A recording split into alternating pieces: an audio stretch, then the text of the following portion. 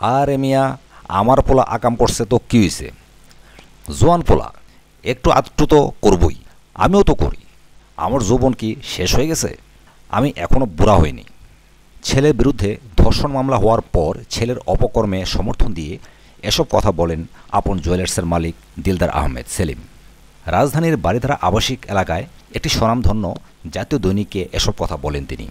এ সময় আপন জুয়েলার্সের কর্মকর্তা ডাক্তার দৌলা সহ তার ঘনিষ্ঠ আরও 2 বন্ধু উপস্থিত ছিলেন। তারাও মাথা নেড়ে সেলিমের এমন বক্তব্য সমর্থন করেন।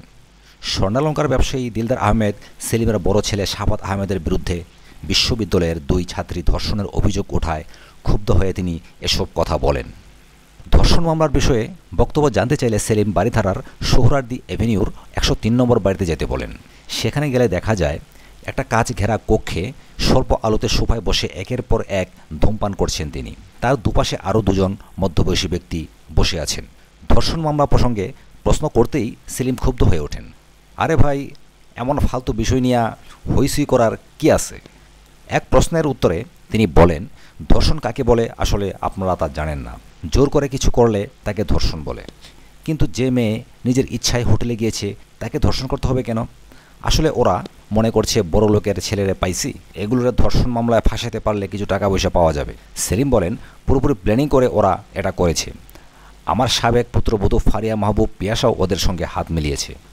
সেলিম বলেন, আমিও তো অনেক জায়গায় আকাম করি, করুম না কেন? আমি কি বুড়া হইয়া গেছি নাকি? আমার যৌবন নাই? আমিও তো হোটেলে যাই। আমার ছেলে যদি হোটেলে গিয়া ওগুলোকে কিছু কইরা থাকে তো মিলমিশ কইরা করছে, ধর্ষণ করতে যাইব কেন?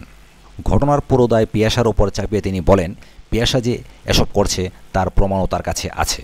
ও বাজে মেয়ে, মনে করছে আমরা বিপদে পড়েছি, এখন সে যা বলবে তাই করব।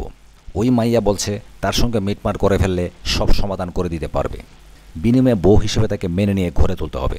কিন্তু বলেন তো, ওর মতো মেয়ে কি সেলিমের বউ হতে পারে? সেলিম বলেন, পিয়াসা প্রেমের ফাঁদে ফেলে আমার ছেলেকে বিয়ে করেছিল, কিন্তু তার সম্পর্কে জানার পর আমার ছেলে তাকে তালাক দিয়েছে। তালাকের পর থেকেই ওর মাথা খারাপ হয়ে গেছে। ক্ষতি করার জন্য সে আমাদের পরিবারের পেছনে লেগেছে।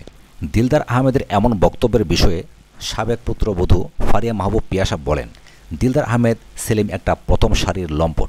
এখন তার 54 বছর বয়স, কিন্তু নারী লিপ্সা থেকে তিনি পিছু হটছেন না। এক প্রশ্নের উত্তরে পিয়াসা বলেন, মূলত তার লাম্পটের কারণেই শাফাত নষ্ট হয়েছে। বাপ হয়ে ছেলের চরিত্র নষ্ট করেছেন তিনি। পিয়াসা বলেন, কয়েকটি ঘটনার উল্লেখ করলেই আপনারা বুঝতে পারবেন দিলদার আসলে কেমন চরিত্রের মানুষ। তিনি জানান, আমি তখন ওই বাড়ির বউ। একদিন ফোন এলো, শাফাতের বাবাকে গুলশানের একটি 5 তারকা হোটেলের কর্মচারীরা মারধর করছে। একথা শুনে শাফাত হোটেলে যায়। হোটেলে গিয়ে দেখে ঘটনা ভিন্ন। মদ পান করে মাতাল অবস্থায় এক নারীকে তুলে নিতে চাইছিলেন সেলিম। এ নিয়ে হোটেল কর্মচারীদের সঙ্গে তার তুমুল বাকবিতণ্ডা হয়। এক পর্যায়ে নিরাপত্তা কর্মীরা তাকে হোটেলে আটকে রাখে। শাফাত ক্ষমা চেয়ে তার বাবাকে ছাড়িয়ে আনে। সাথে থাকার জন্য অসংখ্য ধন্যবাদ। পরবর্তী এক্সক্লুসিভ সংবাদের জন্য আমাদের চ্যানেলটিকে সাবস্ক্রাইব করবেন এই আশা রাখি। ধন্যবাদ।